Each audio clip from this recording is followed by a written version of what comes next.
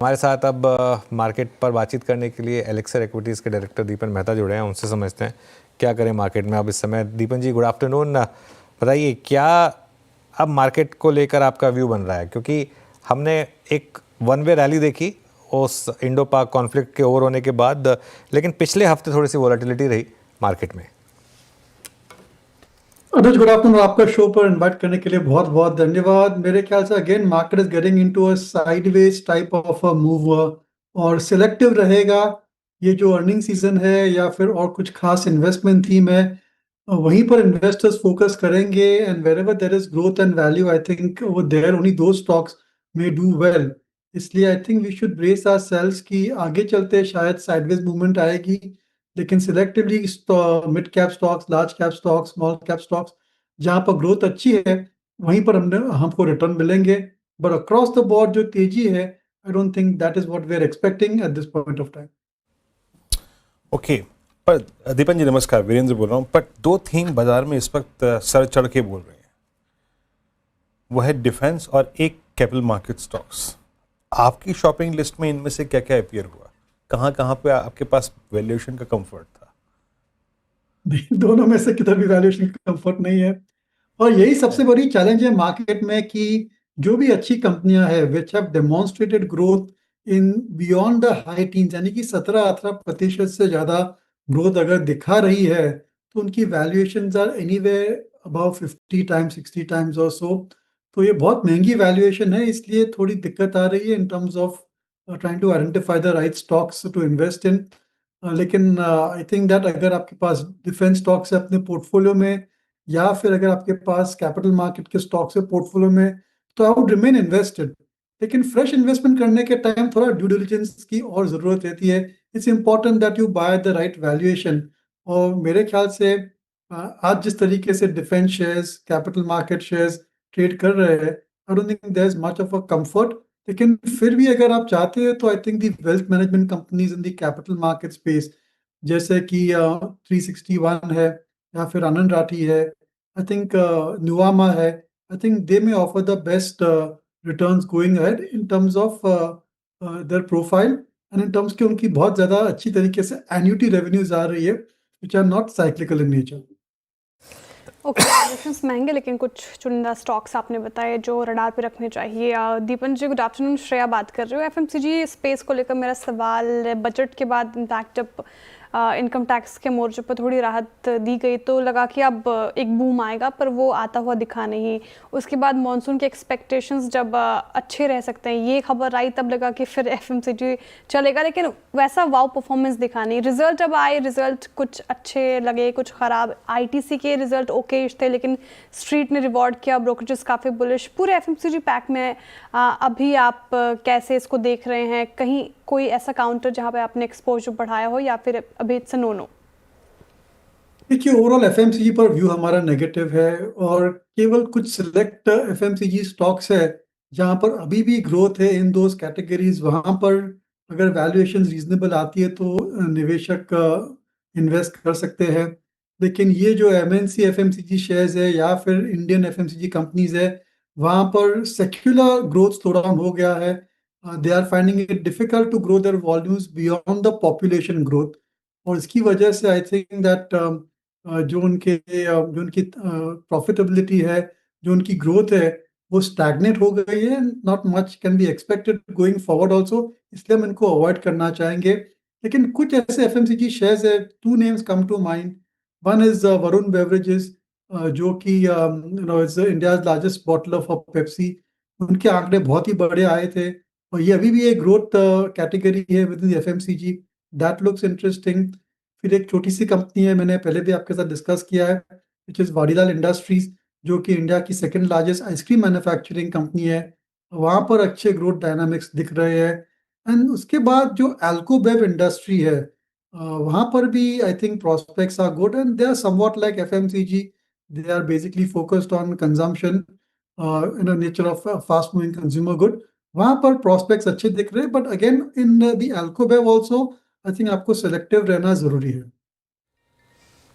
Okay. अच्छा दीपन जी, अब एक ऐसा स्टॉक जो आपके दिल के काफ़ी करीब होगा, हालांकि आप शायद बहुत पहले उसको एग्जिट कर चुके हैं, BSE, ये हो क्या रहा है यहाँ पर, और अब इस प्राइस पर आपका व्यू क्या होगा? अनुज, आपने दुपतिना पे हाथ लगा दिया। बीएसई के बीएसई भी exerted almost 15-20 years ago, I don't remember also. और उस समय अच्छी डिसीजन लग रही थी। Who knew that market could go up, BSE shares could go up like this. लेकिन फिर भी इस लेवल पर थोड़ा महंगा लग रहा है। And no doubt I think बहुत ही बढ़िया प्रोग्रेस किया है बीएसई ने, और नंबर्स भी बहुत ही अच्छे आए हैं। Operating leverages have come into play और प्रॉफिटेबिलिटी भी अच्छी है। But end of the day ये पूरा ऑप्शंस का गेम है, और जैसे जैसे ऑप्शंस की वॉल्यूम बढ़ेगी यू कैन ऑलवेज एक्सपेक्ट कि रेगुलेटर की कुछ ना कुछ ऐसी चेंजेस आएंगे जिसकी वजह से ऑप्शंस वॉल्यूम पर नेगेटिव इफेक्ट आ सकता है। तो केवल ऑप्शंस वॉल्यूम के बेसिस के ऊपर आप बीएससी या एनएससी नहीं खरीद सकते। So from that point of view I would like to avoid all exchanges. लेकिन फिर भी आपको खरीदना ही चाहते हैं देन एमसीएक्स लुक्स इंटरेस्टिंग, क्योंकि उनकी जो ऑप्शंस की स्टोरी है वो तो अभी धीरे धीरे चालू हो रही है, और वहां पर कोई खास कंपटीशन नहीं है। So within the exchange space we like the like MCX more than BSC, और इवन एनएससी। एनएससी में भी आजकल काफी ऑफ मार्केट प्राइवेट ट्रेड हो रहे हैं, एंड उनका आईपीओ भी एक्सपेक्टेड है। So that's my strategy as far as exchanges are concern. लेकिन जो पूरा कैपिटल मार्केट है वहां पर, as I said, wealth manager seem to be the best for the long term returns. Okay, M6 6502 पे आपका कंस्ट्रक्टिव व्यू। अच्छा, ये 2-3 थीम्स जो नहीं चली अभी तक दीपन जी, वो थी इस बार कंज्यूमर ड्यूरेबल स्पेस में। आप वाइट गुड सेगमेंट में जाइए, वोल्टास को, आप हेवल्स को देखिए, ठंडे पड़े रहे। आपका व्यू क्या है? आई मीन, यहाँ पे आपको वैल्यूएशंस कंफर्ट है, या फिर आपको लगता है कि नहीं, उतनी इस बार स्ट्रॉन्ग अर्निंग विजिबिलिटी नहीं है, इसलिए अवॉइड ही करना चाहिए इसको? Generally I think valuation comfort यहाँ पर भी नहीं है। All the air conditioning manufacturing companies हो या फिर अप्लायंसेस हो, they are quite richly valued. Havells हो या आईएफबी हो या फिर वर्लपूल हो, they I think reasonably valued, और वहाँ पर कोई खास ऐसी अपॉर्चुनिटी नहीं दिख रही है। लेकिन यही स्पेस में एक और कंपनी है जो भी हमने पहले भी डिस्कस किया आपके साथ में, वो है symphony, which is India's largest air cooler manufacturing company. वहाँ पर अभी वैल्यूएशंस अभी ठीक ठाक लग रहे हैं इन terms of historical P multiples, और अगर आप पीयर ग्रुप कंपेयर करेंगे। लेकिन ये कंपनी के नतीजे, आई वाज वेरी ऑप्टिमिस्टिक, लेकिन वेदर पैटर्न्स चेंज होने की वजह से शायद अब लग रहा है कि 1-2 क्वार्टर में ग्रोथ इतनी अच्छी नहीं आ सकती है। But I think if you are a long term investor, this company can give good returns. उन्होंने अपनी जो लॉस मेकिंग सब्सिडीज है वहां पर काफी रिस्ट्रक्चरिंग किया है, and they are trying to enter into new product categories. One doesn't know how successful it is, लेकिन फिर भी वैल्यूएशन कंफर्ट यहाँ पर है in terms of what the underlying growth potential is of the company. First I would like okay. To say कि ये जो सभी कंपनी डिस्कस कर रहे हैं वहां पर हमारा इन्वेस्टमेंट हो सकता है as a measure of disclosure. ठीक है, डिस्क्लेमर आपकी तरफ से। दीपन जी, इंडसइंड बैंक पर मेरा सवाल, जिस तरीके से हमने पूरा ये डेवलपमेंट देखा है, उसके बाद एक रैली भी देखी, इस पर आपका टेक क्या होगा? आप कैसे अप्रोच करें स्टॉक को लेकर?